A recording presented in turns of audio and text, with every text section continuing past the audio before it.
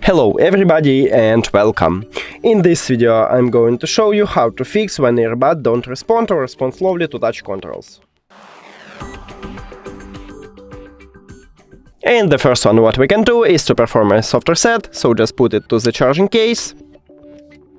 Now these earbuds are disconnected from your phone, and then just remove it from the charging case and it will reconnect to your phone, and you can check it right here in the settings.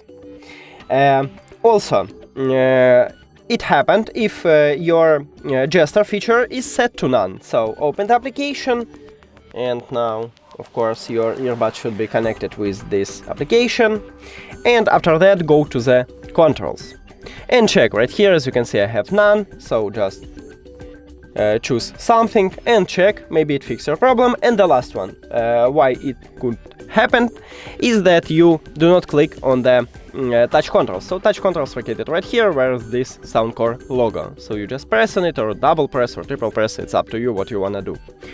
And that's it. Thank you for watching this video. If you found it helpful, please consider subscribing to the channel and leave the like on the video. It's really important to us. See you later!